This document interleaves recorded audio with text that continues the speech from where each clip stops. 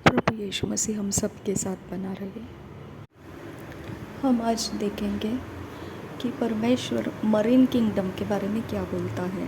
ठीक है, एक्चुअली जब हम पवित्र बाइबल पढ़ रहे हैं तो जब हम उत्पत्ति से शुरू कर रहे हैं, ऑलरेडी कर चुके हैं, हम पढ़ते जा रहे हैं, तो हम उत्पत्ति के पहले अध्याय के दूसरे वचन में अगर देखेंगे तो वहाँ पे परमेश्वर का वचन बताता है कि पृथ्वी बेडौल सुनसान और गहरे जल से भरी हुई थी और उसके ऊपर अंधेरा छाया हुआ था। पवित्र आत्मा गहरे जल के ऊपर मंडराता था।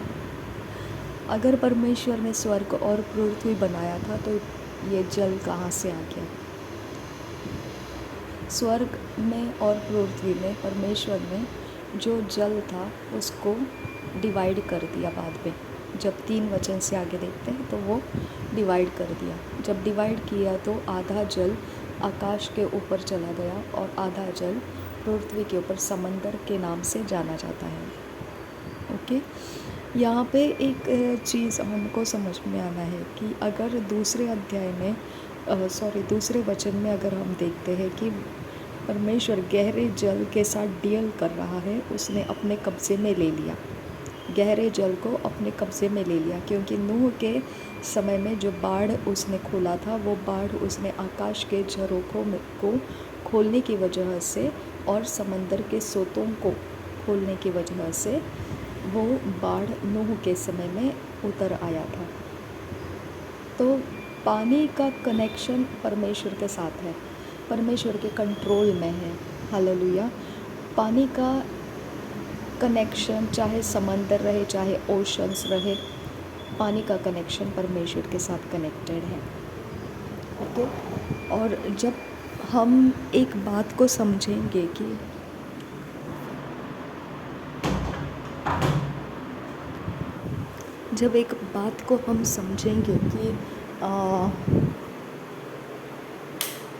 शैतान क्या कहता है? शैतान कहता है कि तू सच में नहीं मरेगा। ओके, तू निश्चित नहीं मरेगा, लेकिन तू भले बुरे ज्ञान को समझने लगेगा। जैसा परमेश्वर समझता है वैसा तू समझने लगेगा, तू परमेश्वर के जैसा बन जाएगा। तो परमेश्वर भी बोलता है, जब उन्होंने फल खा लिया उसके बाद परमेश्वर भी बोलता है आदम को कि अब तू हम में से एक के समान बन गया है, तो तूने अभी जीवन का फल खाकर सदा जीवित नहीं रहना है, इसके लिए अब तूने यहाँ से निकल जाना है।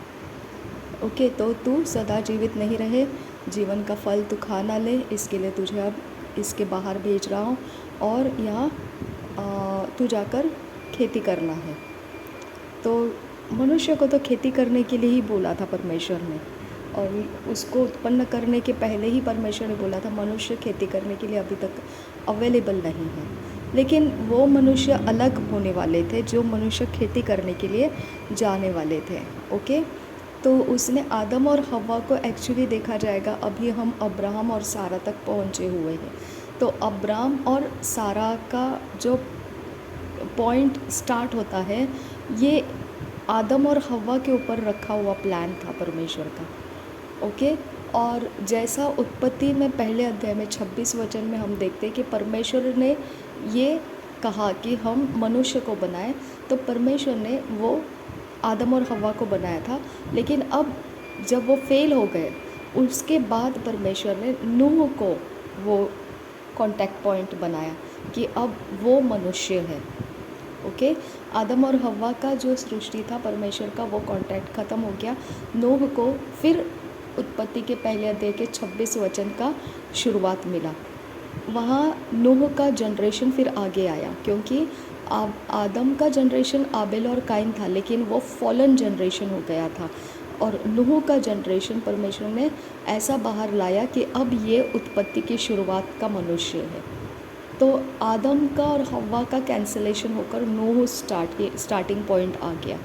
अब नूह जब स्टार्टिंग पॉइंट आ गया तो परमेश्वर का विश्राम देने वाला, हार्डशिप में से विश्राम देने वाला, उसके नाम का अर्थ बताया गया। तो ये हार्डशिप का जगह में परमेश्वर कौन सा हार्डशिप को स्टॉप किया?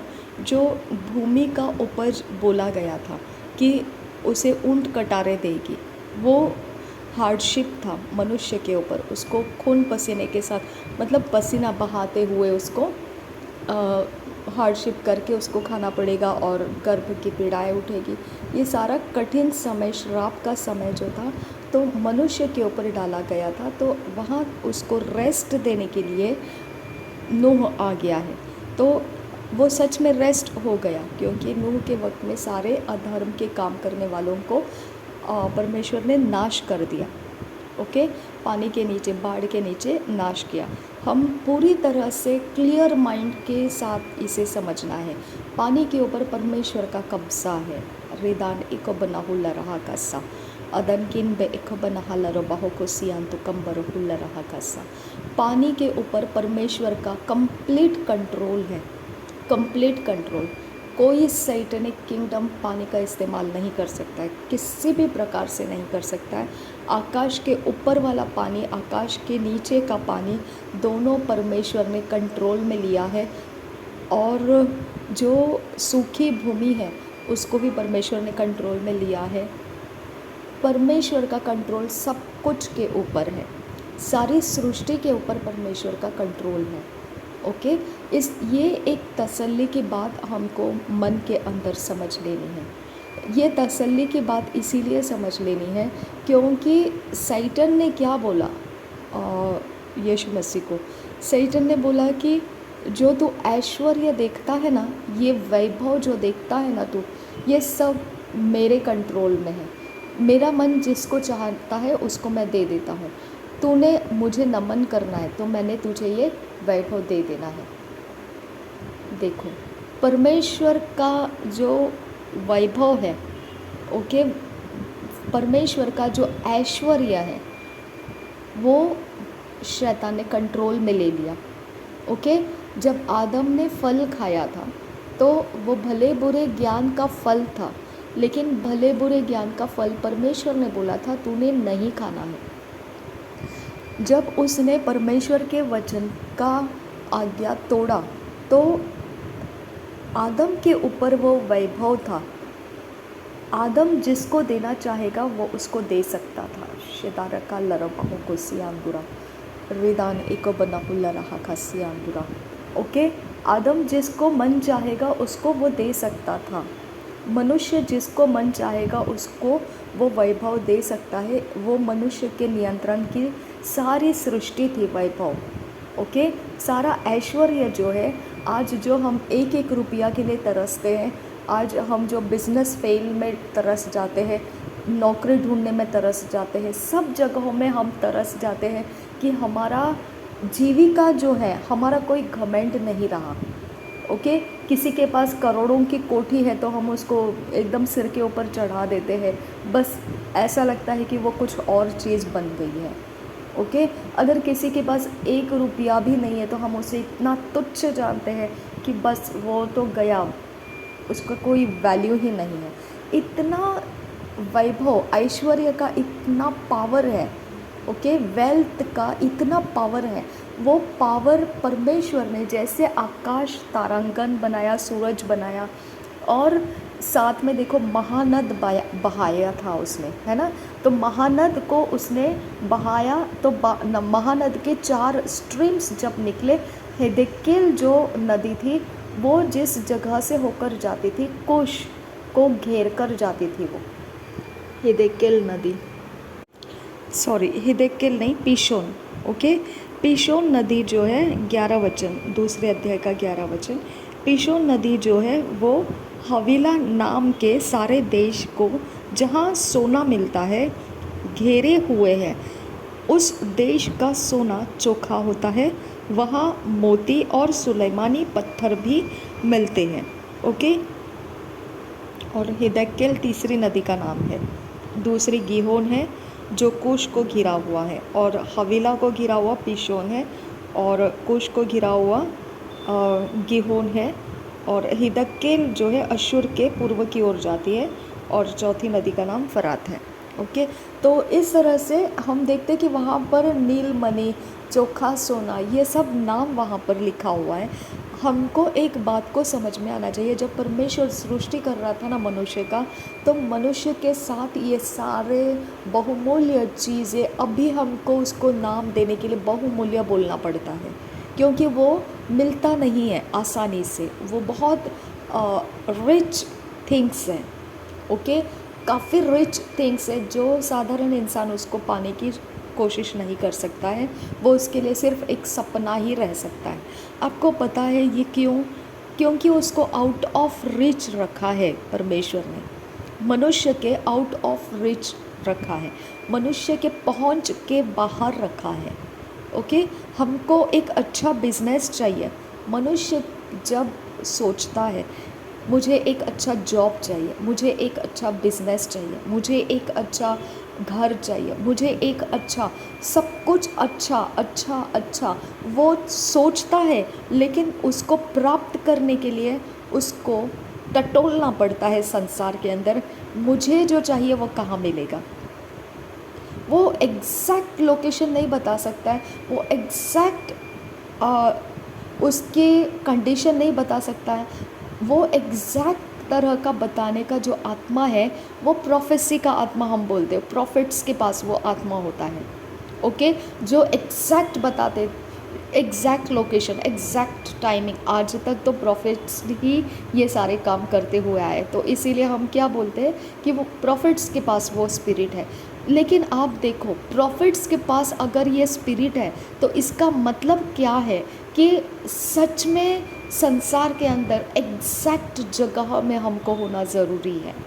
ओके, क्योंकि एग्जैक्ट जगह में हम नहीं है, इसके लिए चीज़ें हमारे हाथ से बाहर है। समझ में आ गया? यानी कि इसके कारण हम क्या बोलते हैं, वो चीज़ें बहुत मुश्किल है प्राप्त करना, वो अभिषेक बहुत मुश्किल है प्राप्त करना, वो प्रकार का अनॉइंटिंग बहुत मुश्किल है प्राप्त करना, बहुत हार्ड वर्क है उसके अंदर। हम क्यों ऐसा बोलते हैं? क्योंकि वो एग्जैक्ट लोकेशन हम उसको अपने सिस्टम के अंदर कनेक्ट नहीं कर सकते हैं, क्योंकि उसका डिस्टेंस परमेश्वर ने हमारे साथ दूर रखा है। दूर रखा है, वो ऐसा नहीं कि लेंथ वाइज दूर रखा है कि इतने किलोमीटर्स दूर है या इतने, ऐसा कुछ नहीं है। दूर रखा है मतलब उसका और हमारा कनेक्शंस नहीं होगा। वो बिल्कुल आमने सामने भी होगा तो भी हमारा कनेक्शन नहीं होगा उसके साथ। ओके, इसके लिए जब कोई अभिषेक दास और दासी आते हैं जाते हैं, कहीं पर भी कुछ भी उनके ऊपर हायर एनॉइंटिंग रहेगा, तो उसका असर हमारे ऊपर आ जाता है। ओके, एक फ्रेग्रेंस की तरह हम उनकी तरह बिहेव करने लगते हैं। एक फ्रेग्रेंस की तरह हमारा एक बिहेव में कुछ समय, जब तक वो फ्रेग्रेंस है, स्पिरिचुअल फ्रेग्रेंस है, तब तक वो हमारे ऊपर काम करता रहेगा। हम बिल्कुल उनके जैसे काम करने लगेंगे, बिल्कुल उनके जैसे हम प्रार्थना करने लगेंगे, बिल्कुल उनके जैसे हम कुछ तो बर्ताव करने लगेंगे, और कुछ समय तक हमको ऐसे लगेगा अच्छा तो ये एक नया गिफ्ट मुझे मिला है। गिफ्ट नहीं है, वो इन्फ्लुएंस है। इन्फ्लुएंस उस समान रहता है जो ओस रहती है। सुबह के वक्त में ओस उतरती है पत्तों के ऊपर, हरे पत्तियों के ऊपर, आपने देखा होगा दाने दाने पानी के ऐसे, तो वो होते हैं, और फिर जब कड़ी धूप निकलने लगती है तो वो सूख जाते हैं। तो वो ओस से होता है। कड़ी धूप यानी मुश्किल समय लग जाता है ना, तब वो अनॉइंटिंग ख़त्म हो जाता है। वो अनॉइंटिंग हम भूल जाते हैं, हम अपने परेशानियों में लग जाते हैं, डिस्कनेक्ट हो जाते हैं। ओके, उस अनॉइंटिंग का सोच हमारे ऊपर से ख़त्म होता है, और बैड थिंग्स का सोच बढ़ जाता है। चिंता करना, व्याकुल होना, डिप्रेस हो जाना, दुख करना, कष्ट करना, नेगेटिव बोलना, नेगेटिव सोचना, ये इन्फ्लुएंस बढ़ जाता है। तो जो इन्फ्लुएंस हमारे ऊपर आया था वो घट जाता है। ओके, तो इस तरह से हम उनसे डिस्कनेक्ट हो जाते हैं। सेम तरह से वो इंसान इस पृथ्वी के ऊपर है, लेकिन फिर भी हम उनके कनेक्शन में नहीं आ सकते, क्योंकि हमारे ऊपर जो ज़्यादा प्रभावशाली चल रहा है उसके कारण हम उनसे कनेक्ट नहीं हो पाते हैं। ओके, तो आउट ऑफ रीच चला गया वो, है ना। तो इस तरह से हमारे जो हम आज बहुमूल्य बोलते हैं ना, वो सारी चीज़ें बहुमूल्य नहीं है। बहुमूल्य इसीलिए हम बोल रहे हैं क्योंकि वो हम अपने बुद्धि से समझ चुके हैं कि इसको खरीदने के लिए करोड़ों रुपए चाहिए। ओके, इसको रखने से चोरी करने वाले, ओके, लूटने वाले लोग इसका पीछा करते हैं।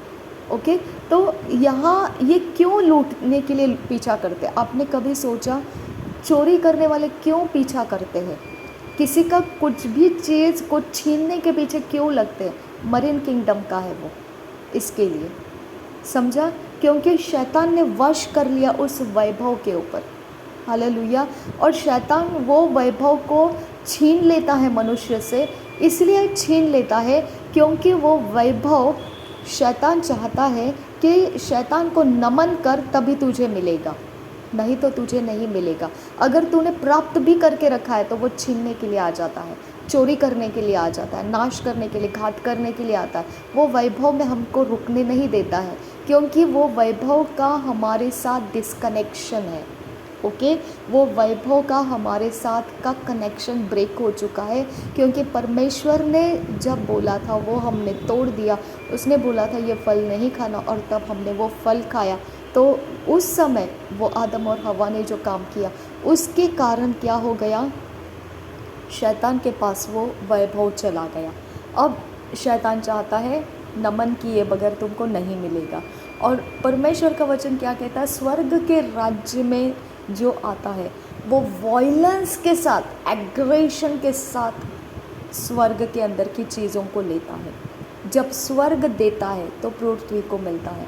जब स्वर्ग जो पृथ्वी पर बांधेगा वो स्वर्ग में बंधेगा, जो पृथ्वी पर खोलेगा वो स्वर्ग में भी खुलेगा।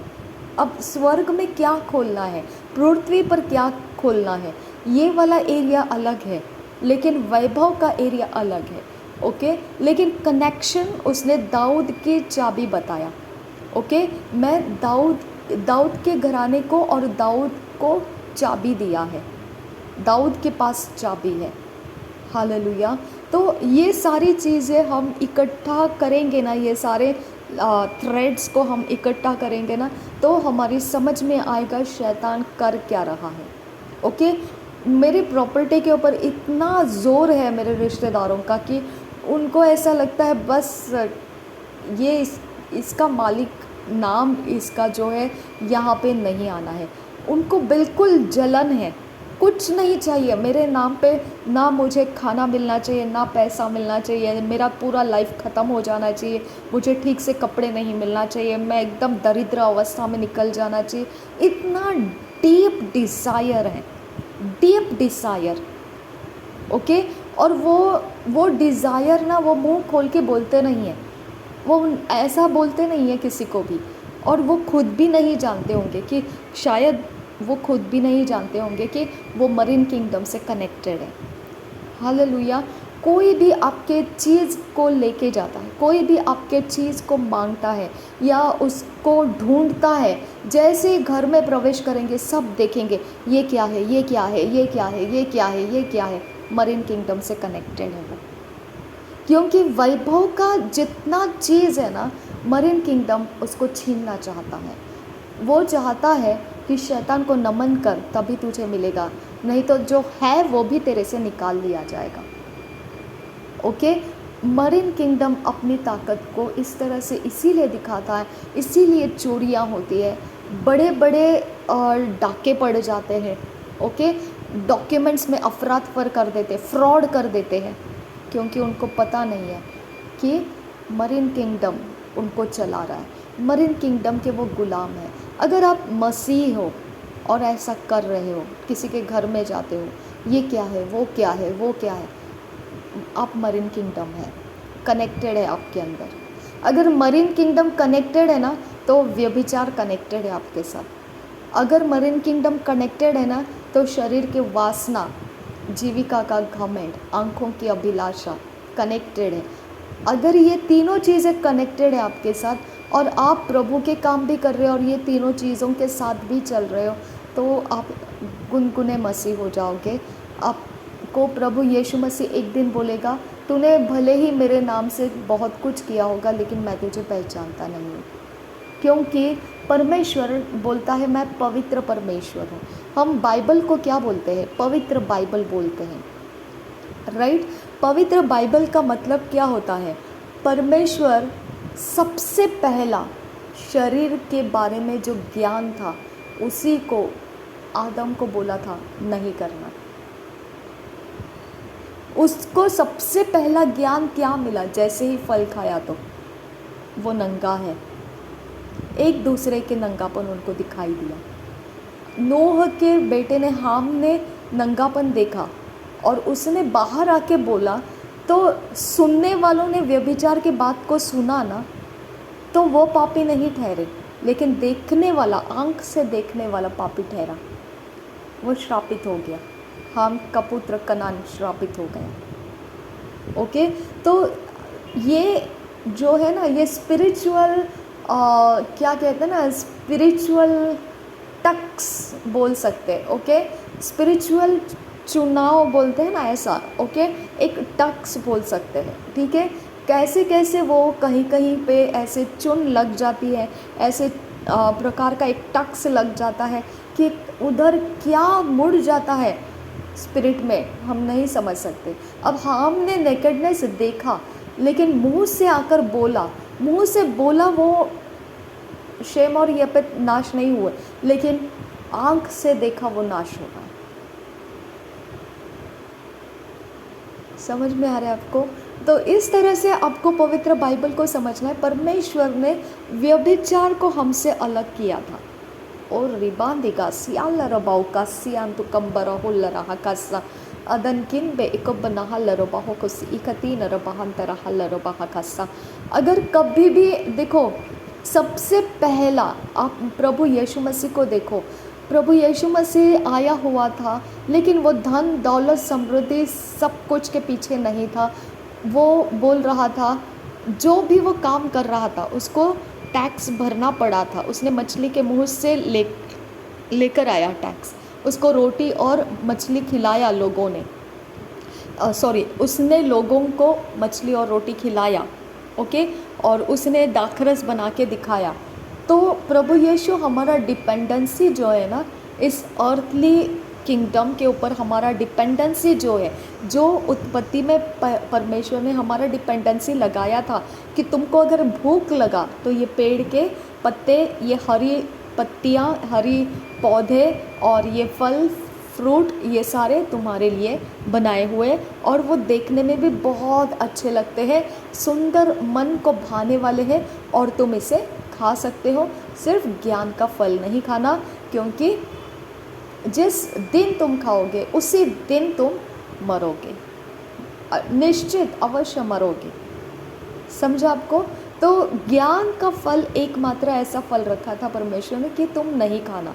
अब आप एक कॉमन सोच के देखो, जब परमेश्वर को पता था मनुष्य ने नहीं खाना है, तो वो बीच में क्यों रखा उसने, और वाटिका के बीच में जीवन का फल और ज्ञान का फल।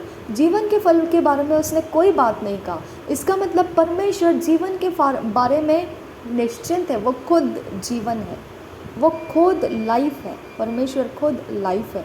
लेकिन जो ज्ञान व्यभिचार का है, परमेश्वर इसके बारे में जानता है। जब मनुष्य की सृष्टि भी नहीं हुई है, तब भी परमेश्वर जानता है कि ये एक एरिया ऑफ लाइफ है जिससे मैं नफ़रत करता हूँ, और मैं इसके संगति में नहीं होना चाहता हूँ, और मैं ये काम करने वाले मनुष्यों को बनाना नहीं चाहता हूँ। हालेलुया। यूनुक परमेश्वर ने बनाया है। यीशु मसीह बोलता है, कुछ लोगों ने खुद अपने मर्जी से खुद को यूनुक बनाया। मैंने खुद अपने मर्जी से व्यभिचार का त्याग किया, अपने मर्जी से शरीर संबंध का त्याग किया। मैंने खुद अपने आप को एक यूनुक के लाइफस्टाइल में लेकर आया, और परमेश्वर के संगति में अपना जवान उम्र परमेश्वर के संगति में मैंने बिताया। ओके, ये मैंने खुद का फैसले से किया। मैं जिस कलसिया में एंटर हुई, जिस प्रभु के दास ने मुझे बपतिस्मा दिया, और बहुत बड़ी अपोस्टलिक कलीसिया है वो, बहुत सारे भीड़ है, बहुत सारे ब्रांचेस है उनके, बहुत मजबूती है वचन के अंदर, सब कुछ अच्छा है। लेकिन उनके पूरी तरह से उन्होंने बॉयकॉट कर दिया ऐश्वर्य को, कंप्लीटली ऐश्वर्य को बॉयकॉट कर दिया। हालेलुया। उनके यहाँ सेवा करने वाले कंप्लीटली व्यभिचार को बॉयकॉट करते हैं। रबंदगा सियांदुरा अदनकिन बे इकबना हल्लर बहाकसा, अनमैरिड रहकर वो सेवा करते हैं। ओके, कंप्लीट व्यभिचार बॉयकॉट, सारे ऐश्वर्य को, आंख से दिखने वाली चकाचौंध करने वाली चीज़ें नहीं चाहिए। ओके, पैसे जो आएंगे परमेश्वर के वचन के अनुसार जो देना होता है, टायथ ऑफरिंग, उसी में से वो अपने चर्चेस, ब्रांचेस सब कुछ चलाते हैं। नो ऐश्वर्य। जब मैं उसके अंदर एंटर हुई तो मेरे अंदर से वो सारी संसारिक अभिलाषा ऐसे काट दी गई ना कि अब मुझे कोई ऐसा कोई बोलता है ना कि ये कर वो कर, तब मुझे हंसने को आता है कि अभी तक इनको पता नहीं है। ये वैभव के बारे में ही शैतान बोलता है, अगर तू मुझे नमन करेगी तो मैं तुझे दूंगा। हालेलुया। और यही वैभव को यीशु मसीह ने भी डिक्लाइन कर दिया। उसको बोला तू निकल यहाँ से, अभी काफ़ी हो गया तेरा, बहुत लंबे समय से तुझे झेल रहा हूँ, तू निकल यहाँ से। मेरे परमेश्वर के अलावा मैं किसी के सामने नमन नहीं करूँगा। हालेलुया। अगर आपको घर चाहिए तो पैसे कमाने के लिए जाओ। अगर आपको धन संपत्ति चाहिए, बैंक बैलेंस चाहिए, आपको करोड़ों की जायदाद चाहिए, तो आपका समय आप उतना लगाओ और पैसे कमाओ, सब कुछ करो, लेकिन आप पवित्र बाइबल की स्टडी नहीं करोगे तो ये सारी चीज़ें लेने के बाद में आप अपने प्राण के सुख चैन में जी लें, लेकिन परमेश्वर आपको प्राप्त नहीं हुआ है।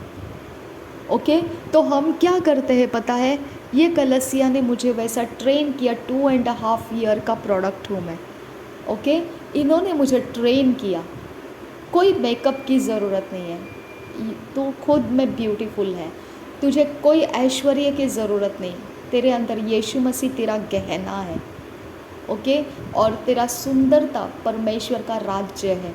जैसे तो वचन को बिहेव करेगी वो तेरी सुंदरता है, और वो संपूर्णता तुझ में रहने से तो पवित्रता के साथ परमेश्वर के संगति में है। हालेलुया। तो इस तरह से हमको सिखाया गया, ये फाउंडेशन मेरे अंदर बिठाया गया, और इसके ऊपर जब मैंने अपना लाइफ स्टाइल स्टार्ट किया तो सच में मैं बोलती हूँ ना, मैं अपने ताकत से, अपने बल से शुरू नहीं किया, ये परमेश्वर खुद करवाया मुझसे। तो हम इस बात को समझ लेना है कि जो मरीन किंगडम है वो धन संपत्ति ऐश्वर्य सब कुछ के पीछे रहता है। आप कभी भी किसी के भी घर में आप एक आसरा लेने के लिए अगर कोई आपको बोलता है कि मैं यहाँ आऊँ, मैं वहाँ आऊँ, तो आप जाते हो तो आप जाओ, नो प्रॉब्लम। ओके, या आप किसी को भी लेकर आते हैं तो लेकर आओ, कोई बात नहीं है, लेकिन मसीही गुण सीख लो कि कभी भी किसी के चीज़ को देखकर ये मत सोचो ये मेरे अंदर ख्वाहिश है, ये मुझे चाहिए, ये ऐसा है, ये वैसा है, ये इतना है, ये क्या है, वो क्या है, ये कैसा है, वो कैसा है। मत करो, ऐसा मत करो। वो मरीन किंगडम से कनेक्टेड है, वो मरीन किंगडम से कनेक्टेड है, वो मरीन किंगडम से कनेक्टेड है, वो मरीन किंगडम का कनेक्टेड इनिशिएटेड पर्सन है। ओके, वही आपकी परख हो जाती है कि आप व्यभिचारी भी हैं, वही आपकी परख हो जाती है कि वहाँ आप झूठ भी बोलते हैं, वही आपकी परख हो जाती है आप धोखा देने वाले इंसान हैं। क्योंकि ना मरीन किंगडम का जो कैरेक्टर है वो वॉयलेंस और एग्रेशन चलाने वाले किंगडम के कैरेक्टर में नहीं रहता है। ओके, एक्चुअली 4 टाइप्स के सैटनिक किंगडम है, जो मेजर किंगडम्स देखा जाएगा तो उसमें से ये एक मरीन किंगडम है। ओके, दूसरा वॉयलेंस का, एग्रेशन का किंगडम है, एंड तीसरा प्रधानता है, जो हम कल्चर्स बोलते हैं, ट्रेडिशंस बोलते हैं, रिलीजन बोलते हैं। ओके, उसका किंगडम है, वो रिलीजियंस को एस्टैब्लिश करता है, वो वॉयलेंस नहीं करेगा। ओके, लेकिन वो रिलीजियन सब प्रकार के रिलीजन, जिसमें ना बोला है ना कि शैतान भी अपने आप को परमेश्वर के संतों की तरह ड्यूप्लिकेसी में, एंजल ऑफ लाइट, ड्यूप्लिकेसी, बिल्कुल जैसा परमेश्वर का संत है ऐसा बर्ताव करके दिखा सकता है।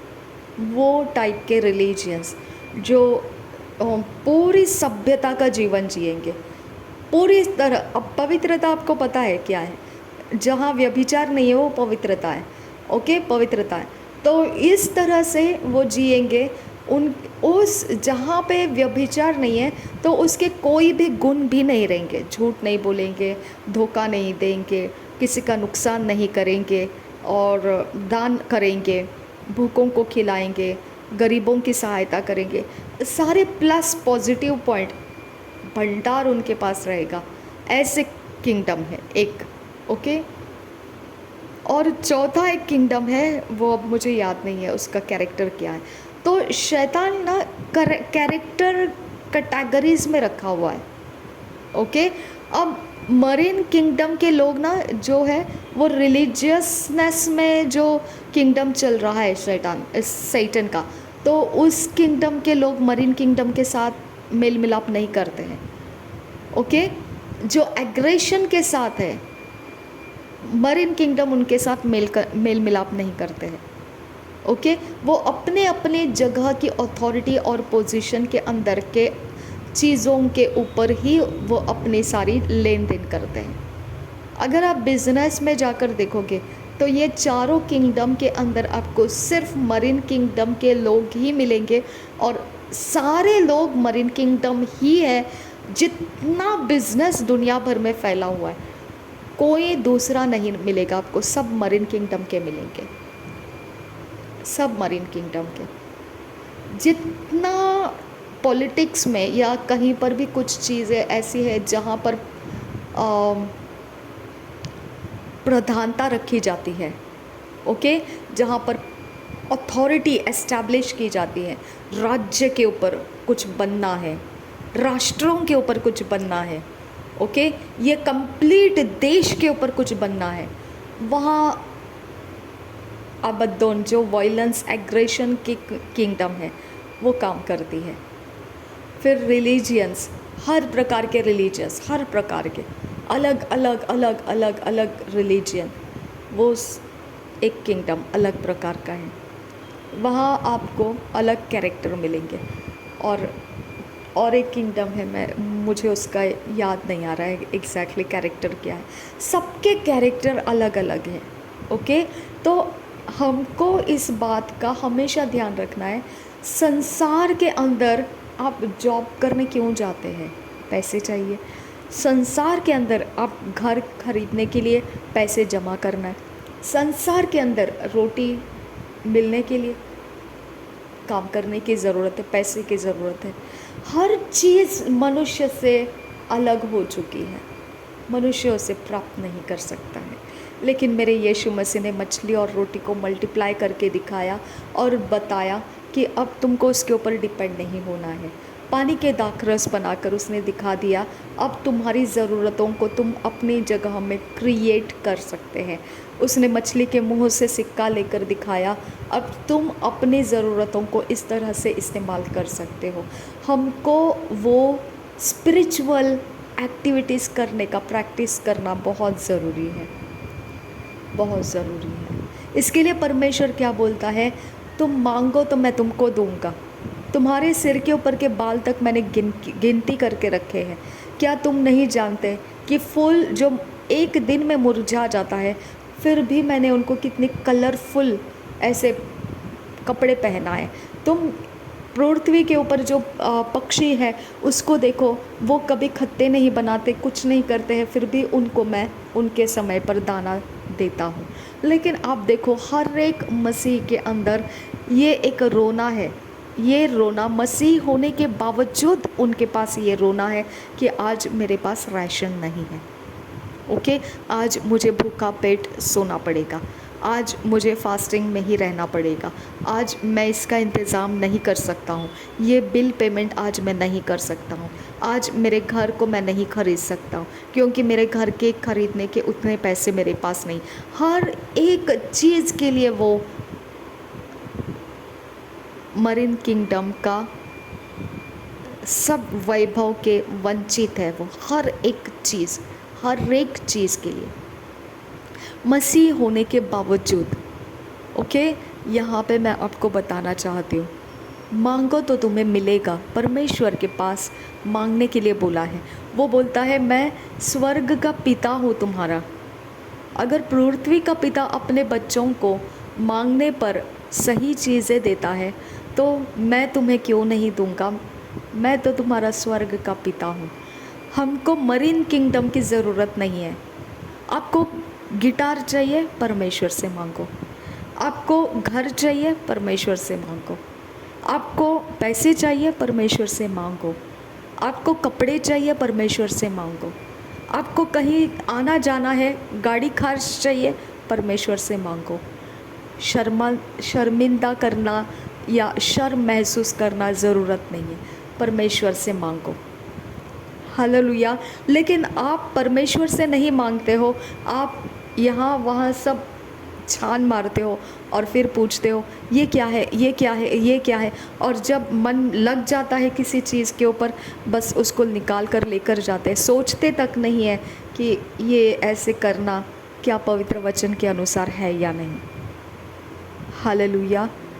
रीद अल्ब ओ कसी कबना हलर बहा कसी आंदुरा अदनकिन बे इकबरा हलर बहा कसी आंदुरा अद इकबना हलर बहा कसी आंदुरा शदनकिन बे इकसे इकबना हलर बहा कसी आंदुरा रीद इकबना हलर बहा कसी आंदुरा रदान इकबना हुल्लर बहा कसी आंदुरा। ये क्या होता है मालूम है? लोग जब प्रभु में आते हैं ना, उनको ये सब चीज़ें नहीं पता है। ये बातों के लिए हम उनको माफ़ कर देते हैं। लेकिन हम इस रिकॉर्ड के द्वारा जो हमारे साथ चल रहे हैं, इसके लिए हम आपको बताना चाहते हैं कि मरीन किंगडम ऐश्वर्य का भूखा रखता है हमको। ओके, हमको ऐश्वर्य का भूखा इसीलिए रखता है क्योंकि हम अगर भूख लगती है तो हम ऐसा कुछ करने के लिए जाते हैं, और जहाँ पर मरीन किंगडम फिर ऑफर्स देता है। अगर तू नमन करे, अगर तू संडे को चर्च नहीं जाएगी और सिर्फ जॉब पर आएगी तो ही मैं तुझे जॉब दूंगा।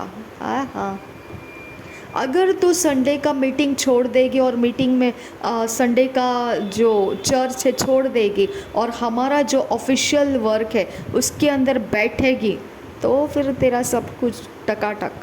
नहीं तो गया, तू तेरा गया सब कुछ। Get lost in the name of Jesus Christ.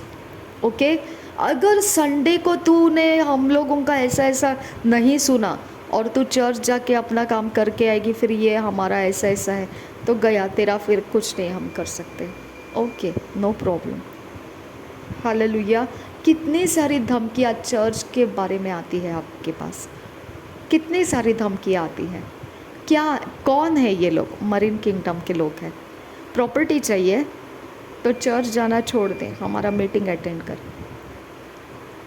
Okay, नहीं तो गया, फिर हम लोग को उससे कोई मतलब नहीं है, कोई बात नहीं है, कोई बात नहीं है, क्योंकि हम मरीन किंगडम से कुछ नहीं लेना चाहते। उस दिन को चर्च रहता है, हमको वही करना है जो परमेश्वर चाहता है। हम एक मरीन किंगडम मजबूर नहीं कर सकता है। अगर मरीन किंगडम लीगल ग्राउंड बताएगा, लीगल ऑफिशियल ग्राउंड बताएगा, तो मेरा परमेश्वर उससे बड़ा लीगल ग्राउंड है, ऑफिशियल ग्राउंड है। मैं उसकी आराधना करना और उसकी सेवा करना और उसके नाम को ऊंचा करना सबसे पहला मेरा प्रायोरिटी, प्रथम स्थान है। हालेलुया। अगर उसके कारण मेरा कुछ निकल भी जाता है तो मेरा परमेश्वर कहता है अब्राहम की तरह कि तू अपनी आंखें उठाकर देख, जितनी दूरी तक तू देख सकती है उतनी दूरी तक का ज़मीन मैं तुझे दे दूँगा। वो मेरा परमेश्वर है। ओके, तो मैं किसी भी तरह से कॉम्प्रोमाइज़ नहीं कर सकती हूँ। मुझे जाना है, संडे चर्च अटेंड करना है, इट्स ओके। जो लॉस होता है इट्स ओके।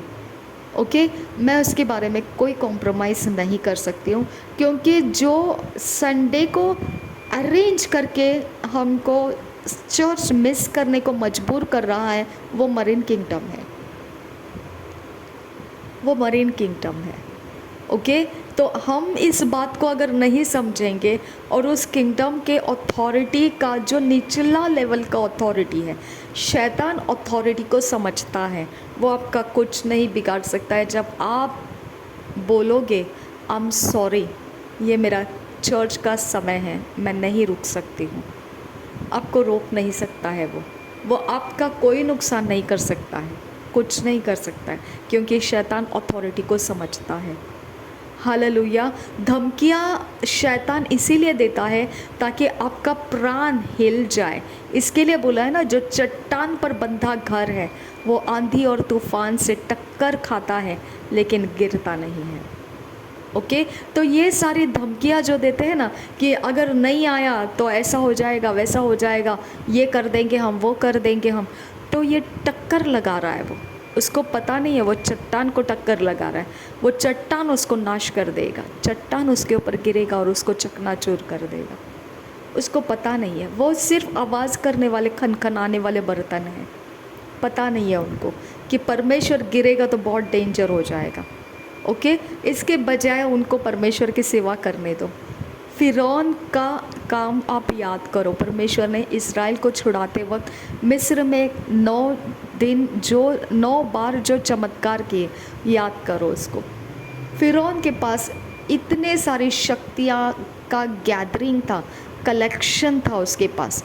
मैंने तो सिर्फ 4 शक्तियों के बारे में आपको बताया, मरीन किंगडम बताया, अबद्दोन का बताया, और आइजेलॉन, और कोई तो है। ओके, तो इस प्रकार से मैंने तो सिर्फ कुछ नाम लिए, लेकिन फ़िरौन के पास मिस्र देश को संभालते वक्त 9 शक्तियाँ थी, और उसके जादू टोना करने वाले लोग जैसा परमेश्वर कर रहा है मूसा के द्वारा, सेम वैसे ही कर रहे हैं वो। तो कंफ्यूज हो जाएगा इंसान, परमेश्वर कर रहा है या शैतान कर रहा है, कंफ्यूज हो जाएगा, राइट। तो इस तरह से परमेश्वर के साथ टक्कर देने के लिए 9 शक्तियों का उसने इस्तेमाल किया। फाइनली 10वें शक्ति में वो ख़त्म हो गया, कंप्लीटली ख़त्म हो गया, पानी के नीचे वो रथों के साथ डूब गया, उसका नामो निशान तक नहीं रहा। जैसा इज़राइल को परमेश्वर ने प्रॉमिस दिया था कि कभी तुम फ़िरौन का मुंह तक नहीं देखोगे, ऐसा ही हो गया। और अब फ़िरौन का मुंह तो हम सिर्फ कहीं फ़ोटो दिखाएंगे तो पता चलता है अच्छा ये फ़िरौन था, नहीं तो वो देखने के लिए फ़ोटो भी नहीं है। ओके, जैसा प्रॉमिस दिया था वैसा किया। जैसा परमेश्वर करेगा वो डेंजर करेगा। इसीलिए ना वो हायर अथॉरिटी है। फ़िरौन हायर अथॉरिटी था, उसके अगर सब देवी देवताएं हायर अथॉरिटी के थे तो उसने परमेश्वर से टक्कर लगाकर किधर गया, वो चकनाचूर हो गया, वो नाश हो गया वो। हालेलुया। हम हायर अथॉरिटी के ऊपर हैं।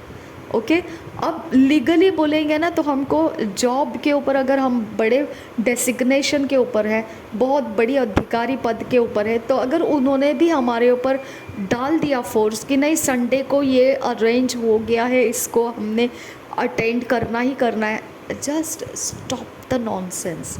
वो सिर्फ खनखनाने वाले बर्तन है जो मुंह से आपको फोर्स में डालेंगे। अगर आपका प्राण परमेश्वर के वचन के ऊपर डट के खड़ा है, आप बोलोगे मैं आ सकता हूँ, लेकिन जब कलसिया ख़त्म होगी मैं आ जाऊँगा, मैं अटेंड कर लूँगा, डोंट वरी। लेकिन कलसिया के पहले या कलसिया के बाद में, कलसिया के पहले नहीं, लेकिन कलसिया के बाद में ज़रूर। ओके, तो उनको आप हिला सकते हो, उनको उनका प्रेशर आपके ऊपर नहीं लेना है। चाहे बोलते हैं ना कि 1000 के लिए और 2 10,000 के लिए काफ़ी होता है। एक दाहिनी ओर गिरेगा 10,000, 1,000 गिरेगा और एक दाहिनी ओर गिरेगा 10,000, लेकिन वह तेरे पास ना आएगा। ओके, हर चीज़ आपके प्राण के पास आने की कोशिश करेगा। अगर आपका प्राण वचन के अंदर स्ट्रॉन्ग नहीं है, समझ नहीं सकता है परमेश्वर का अथॉरिटी लेवल क्या है, अधिकार लेवल क्या है, तो हर एक मनुष्य आपको ना पृथ्वी के ऊपर भगाता रहेगा। भागो, कितना भागना है भागो। फिर मैंने भी यही सोचा था, ये करेंगे वो करेंगे, ऐसा करेंगे वैसा करेंगे, क्योंकि सब जगह से मुझे ऐसे ही लग रहा था, नहीं इनका सुनना चाहिए उनका सुनना चाहिए। जब मैंने परमेश्वर का अधिकार पोजीशन समझा, मैं शांत हो गई। और बोलते हैं ना, वचन में लिखा है, शांत रहे और स्थिर रहे और जान कि मैं तेरा परमेश्वर हूँ। ओके, आपको शांत रहना है, स्थिर रहना है। आपका बहुत सारा तमाशा बना दिया जाएगा जब आप उस लोकेशन में नहीं हो जहाँ पर मरीन किंगडम आपको फोर्स लगा रहा है कि चर्च छोड़ दो और वहाँ पे रुको थोड़ा समय, क्योंकि हमको ये आज का दिन में ये काम पूरा करना है। तो आपने नहीं रुकने की वजह से बहुत कुछ तमाशा हो सकता है, लेकिन आप शांत रहना है, क्योंकि उसके ऊपर और एक अथॉरिटी लेवल है, हाई कोर्ट है ऊपर, और हमारी दुआ हाई कोर्ट में जाती है। हियाव के साथ आ मेरे दया के आसन के पास, क्योंकि प्रभु यीशु मसीह के खून को बहाया गया है, पर्दा फट चुका है। हालेलुया, अब सबको एंट्री दे दिया है। हियाव के साथ आ जाओ दया के आसन के पास, वो सब कुछ काम कर देगा आपका। कोई मनुष्य करने की ज़रूरत नहीं है, कोई मनुष्य को आप अपॉइंट मत कीजिए, परमेश्वर को अपॉइंट करने दीजिए। समझ में आ गया? हायर अथॉरिटी में है हम लोग, हायर पोजीशन में है हम लोग। ओके, हमको उस पोजीशन के अंदर कुछ खोना पड़ता है ज़मीन के ऊपर, तो वहाँ से हम उसको रिटर्न बैक लेकर आ सकते हैं, क्योंकि वो कोर्ट है ऊपर। आमेन। तो इसके लिए हमने इस महीने में क्या रखा है कि श्राप तोड़ने का समय रखा है। हालेलुया, श्राप तोड़ने का समय इसीलिए रखा है क्योंकि परमेश्वर ने बहुत आसान कर दिया है श्राप तोड़ना। प्रभु यीशु के क्रूस के बलिदान को जो स्वीकार करता है उसके श्राप टूट जाते हैं। लेकिन जब हम कबूल करेंगे, विश्वास करेंगे, तब वो टूटता है। अगर हम विश्वास नहीं कर रहे तो वो श्राप बना रहता है। जिसके पाप तुम माफ़ करोगे तो मुँह से बोलकर माफ़ करना है उसको। जिसके पाप तुम माफ़ करोगे वो माफ़ हो जाएंगे, जिसके पाप रखोगे तो वो रह जाएगा। ओके, तो उसका असर उसको लेना पड़ेगा। तो हमारे पास मुँह से कबूल करना है हमने कि परमेश्वर तेरे विरोध हमने पाप किया है, श्राप की हम पर आए हैं, तेरी ताड़ना हम पर आई है, हमें माफ़ कर। हम अपने गलती गुनाह को एक्सेप्ट करते, हमें माफ़ कर और हमें इस कंसिक्वेंस में से छुड़ा जो श्राप के कारण हमारे ऊपर है, हमारे रास्ते बंद हैं, उसमें से हमको छुड़ा। तो अब परमेश्वर हमारी बात को सुनता है और वो विश्वास योग्य परमेश्वर है, वो धर्मी परमेश्वर है और वो हमारी बात को पूरा करता है। आमेन। तो मैंने आज मरीन किंगडम के बारे में आपको सिखाया कि हर एक वैभव, हर एक ऐश्वर्य आज संसार के अंदर हमको ऐसे लगता है कि ये हमारे रीच में नहीं है, ये हमारी पहुंच में नहीं है। अब हम इसको कैसे क्या करें, कैसे करें, कैसे होगा, कैसे नहीं, नहीं नहीं नहीं नहीं नहीं, नहीं। आपको प्रार्थना करना है, परमेश्वर के सामने प्रार्थना करना है, क्योंकि मरीन किंगडम के वश में जो है वो अगर हमारे पास है तो वो चोरी नाश घात करने के लिए पूरी कोशिश करेंगे, वो छीनने की पूरी कोशिश करेंगे। ओके, लेकिन अगर हमने प्रभु यीशु के लहू से उसे कवर किया है और सब कुछ प्रभु यीशु के हाथों में दे दिया है, मरीन किंगडम उसका बाल भी बांका नहीं कर सकता है, क्योंकि हमारी दुआ हाई कोर्ट में जाती है। हालेलुया, वो पीढ़ियों तक वहाँ से न्याय भेजना शुरू करेगा, हाय हाय तौबा तौबा करा देगा सब कुछ का।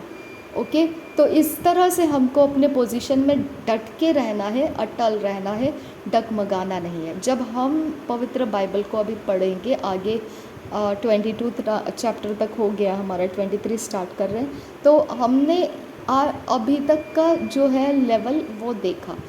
ओके, ये सारा जो हमने देखा ना, ये सारा मरीन किंगडम को बॉयकॉट कर रहा है परमेश्वर। क्या किया लूत की बेटी ने, उनको इतना दिमाग नहीं था कि अब्राहम जब अपने जगह से उठकर ऊपर देख रहा है दूर और वहाँ पे सदोम के अंदर पूरा, अमोरा के अंदर पूरा आग लगा हुआ है। हाँ, अगर इतना देखने जितना डिस्टेंस में है अब्राम, तो क्या लूत के बेटियों को इतनी अक्ल नहीं है कि हम अपने दादाजी के पास जाए? लूत भतीजा था अब्राम का, तो उन बेटियों को इतना पता नहीं है यहाँ हमारे दादाजी रहते हैं, चलो वहाँ पर जाए।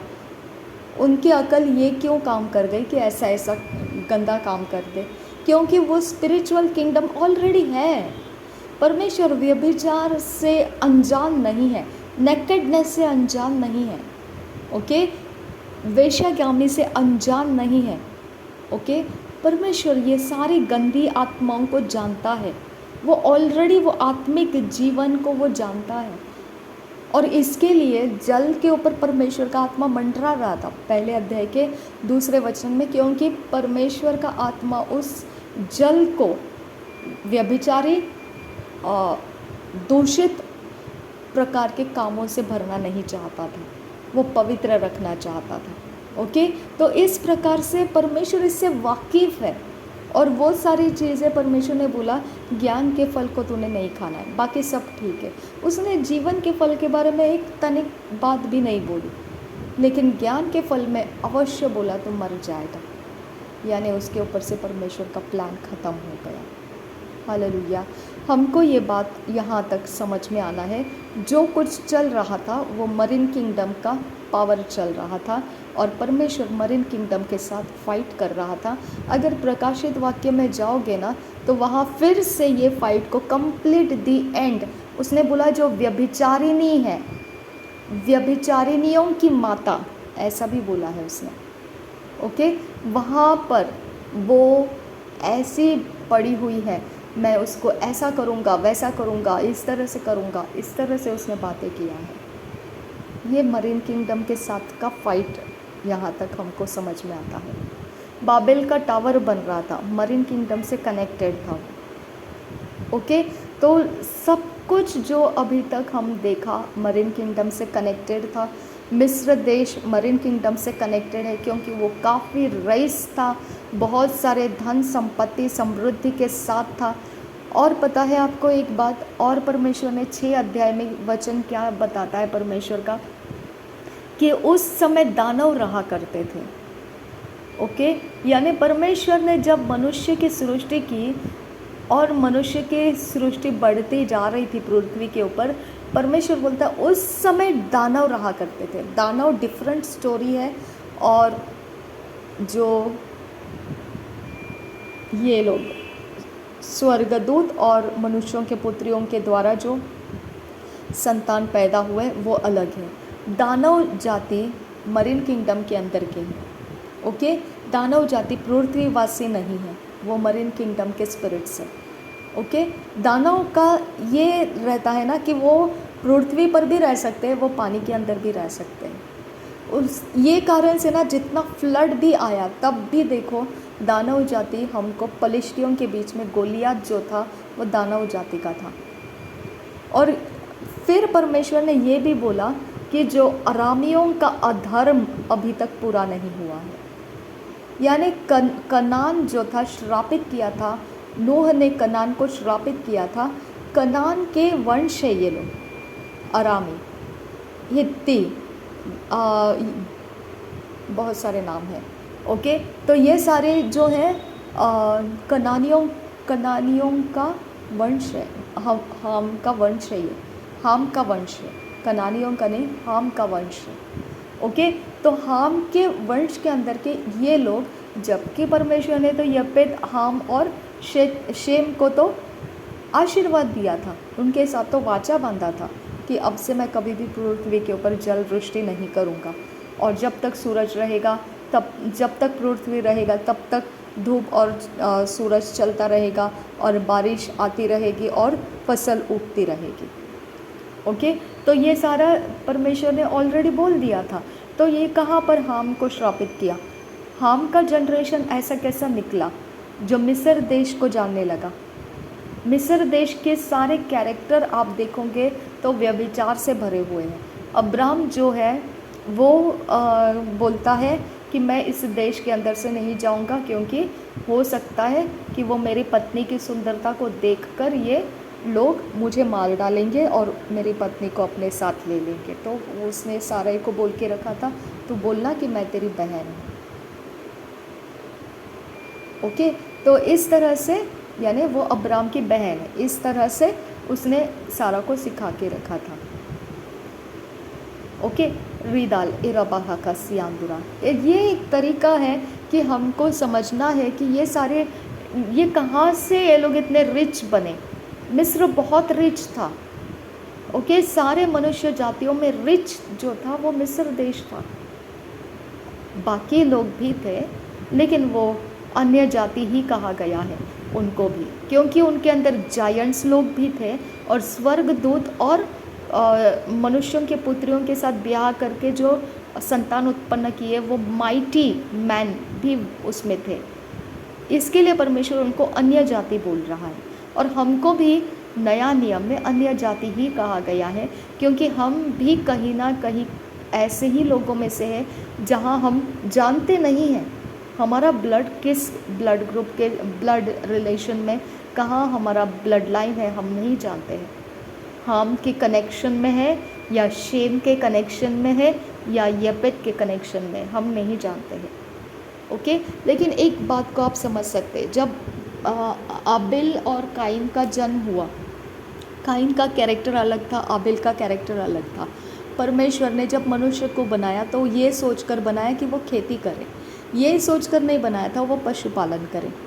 परमेश्वर ने जब आदम और हव्वा ने फल खाया तो उसने खुद चमड़े का वस्त्र आदम और हव्वा को पहना, लेकिन आदम और हव्वा ने तो खेती के तरीके से ही अंजीर के पत्तों को लेकर काम चला लिया था, उसको निकाल दिया। परमेश्वर ने उसके ऊपर चमड़े का वस्त्र डाला। काइन जो है वो अपनी तरफ से खेती करने लगा, जैसा परमेश्वर ने सोचा था कि मनुष्य खेती करे वो वही करने लगा। लेकिन ये एक अलग से निकला आबिल, उसने पशुपालन स्टार्ट कर दिया, चरवाही स्टार्ट कर दी, भेड़ों को मारना, काटना, लहू बहाना, बलिदान में लेकर आना, चर्बी निकाल के उसके अंदर से बलिदान में लेकर आना। तो ये कुछ अलग ही कैरेक्टर शुरू हो गया। फिर आबिल की जगह में जब उसका घात हो गया, आबिल का शेत आ गया, इनोक आ गया, फिर वहाँ से परमेश्वर को पुकारना स्टार्ट हो गया। ये सारी चीज़ें हम देखते हैं ना नूह तक, तो ये सारे धर्मी लोगों की लाइन दिखती है, शेत से लेके आगे सब धर्मी लोगों की लाइन दिखती है, जिसके अंदर परमेश्वर के धर्म के कामों को दिखाई देता है। और काइन तो वैसे ही मारा गया क्योंकि उसको श्राप दे दिया परमेश्वर ने, तो उसके अंदर से धर्मी लोग निकलना बिल्कुल नामुमकिन है। मैं आपको यहाँ पे ये बताना चाहती हूँ, जहाँ पे धर्मी का लाइन ख़त्म हो जाता है वहाँ पे मनुष्य का बुद्धि धर्मी कामों के अनुसार नहीं, व्यभिचारियों के अनुसार चलता है, मरीन किंगडम के अनुसार चलता है। ये मैं आपको बताना चाहती हूँ। आपने ये बात को ऑब्ज़र्व करना है। यहाँ पे मरीन किंगडम का दिमाग शरीर के साथ कनेक्टेड है। सारा शारीरिक वासना, सब प्रकार के आँखों की अभिलाषा, हर एक प्रकार का जीविका का घमंड, ये पूरा मरीन किंगडम है। ओके, ये मरीन किंगडम के अंदर मार काटे कोई वैल्यू नहीं करता है। दादागिरी, मार काटे, धमकियाँ देना, ये वैल्यू नहीं करता है। ये सारा चीज़ अबद्दोन करता है, अबद्दोन का किंगडम है वो। ओके, तो मरीन के उन अबद्दोन का जो किंगडम है ना, वो व्यभिचार के पीछे नहीं जाता है, वो उसको इसका कोई वैल्यू नहीं है। लेकिन मार काटे करना, धमकी देना, यहाँ वहाँ उछल कूद करना, ओके, ये सब कुछ वो अबद्दोन करता है। तो इस तरह से यहाँ पे मरीन किंगडम के अंदर की बात हम कर रहे हैं कि मरीन किंगडम के अंदर जब हम देख रहे हैं नूह का समय या शेम, हाम, याफेत तक जब हम आ जाते हैं, यहाँ पे जो अपोजिट में चल रहे लोग हैं, जो आबेल के लाइन के नहीं है, नूह तक जो धर्मी चले वो लाइन में नहीं है। और उसके बाद काइन का जो लाइन था वो अलग हो गया। उसके बाद शेम, हाम, यापेत आ गया। अब शेम, हाम, यापेत के अंदर हाम का जो जनरेशन है ना, वो मरीन किंगडम के साथ कनेक्ट हो गया। ज़्यादातर वो मरीन किंगडम का ही कैरेक्टर दिखा रहा है। आगे जाकर हम इस किंगडम के अंदर क्या क्या होता है वो सब हम देखेंगे। हाम का कैरेक्टर और काइन का कैरेक्टर मरीन किंगडम के साथ कैसा कनेक्टेड है, किस प्रकार से काइन ने क्या किया, खून बहाया। काइन ने खून बहाया, क्रोध दिखाया, गुस्सा दिखाया, जलन दिखाया। ओके, तो इस प्रकार से वॉयलेंस, एग्रेशन बीच में आ गया। ये सेकेंड किंगडम स्टार्ट हो गया वहाँ उसके साथ। फर्स्ट वैभव तो ले लिया शैतान ने आदम के हाथ से फल खिलाकर, तो अब वैभव जो था वो सारा व्यभिचार की दुनिया बन गया है। अब सेकेंड लाइन काइन की तरफ से स्टार्ट हो गया, वो क्या था, एग्रेशन, वॉयलेंस, क्रोध, जलन, गुस्सा और खून खराबा। ठीक है, यहाँ सेकेंड किंगडम स्टार्ट हो गया। उसके बाद स्वर्ग के दूत और मनुष्य की पुत्रियों का दुनिया स्टार्ट हो गया। ओके, तो वो लोग भी माइटी मैन थे। अब उनके बीच में क्या है वो सोचना पड़ेगा, उनका किंगडम के अंदर का कैरेक्टर क्या है, वो भी मिल जाएगा आगे कहीं ना कहीं पवित्र बाइबल में। ओके, तो इस तरह से हमको धर्मी लाइन में हम कैसे आए पता है, सिर्फ प्रभु यीशु मसीह को स्वीकार करने की वजह से। नहीं तो बहुत मुश्किल है हमको ट्रेस करना कि हम किसके ब्लड लाइन के हैं, क्या शेम के ब्लड लाइन के, हाम के हैं या यपेत के हैं। बहुत मुश्किल है ट्रेस करना, लेकिन हम यीशु मसीह के ब्लड लाइन में आ जाते हैं जब प्रभु यीशु मसीह को हम उद्धारकर्ता ग्रहण करते हैं और उसको हम हमारा पापों के माफ़ी का बलिदान मान लेते हैं। उसके कारण हमारे पाप माफ़ होते हैं, हम विश्वास के साथ उसे एक्सेप्ट करते, एग्री होते हैं, हम प्रभु यीशु मसीह के ब्लड लाइन में जुड़ जाते हैं। हमारा शरीर का ब्लड लाइन ख़त्म हो जाता है और प्रभु यीशु मसीह का धार्मिकता का ब्लड लाइन हमको मिल जाता है। हालेलुया। इसके लिए यीशु मसीह ने क्या बोला है पता है, कि सब पृथ्वी के लोग, सब लोग नहीं, जो लोग विश्वास करेंगे वही लोग सिर्फ मेरे पास आएंगे। और उसने बोला जो मेरी भेड़ है वो मेरी आवाज़ को सुनेगी। ओके, यानी कि इस पृथ्वी के ऊपर दानव जाति भी है और स्वर्गदूत और मनुष्यों के पुत्रियों के संगम किए हुए जाति भी इस पृथ्वी के ऊपर है। दानव जाति आपको कभी पृथ्वी के ऊपर मिलेंगे, कुछ दिन तक, बाद में वो अपने पानी के अंदर जाकर उनका जो काम रहेगा वो करते हैं। लेकिन ना वो पानी के अंदर और पृथ्वी के ऊपर दोनों जगह ये मनुष्य के रूप में रहने वाली जाति है। ओके, तो हमको पहचानना बहुत मुश्किल हो जाता है, दानव जाति को हम समझ नहीं पाते, लेकिन इनका कैरेक्टर देखने से हम समझ सकते हैं ये मरीन किंगडम से कनेक्टेड है। ओके, इसके लिए परमेश्वर ना एक स्ट्रॉन्ग ऑपोजिशन देता है हमको व्यभिचार के विरोध में। हम लोगों के दुश्मन नहीं रहते हैं, लेकिन वो स्पिरिट के साथ हमारा फाइट होता है जो व्यभिचार को हमारे पास रखना चाहते हैं, जो गंदी आत्माओं को हमारे पास रखना चाहते हैं, जो क्योंकि हम जानते हैं ये शैतान का जग है और उसने वो वैभव को उसके साथ इसके अंदर बांध के रखा है।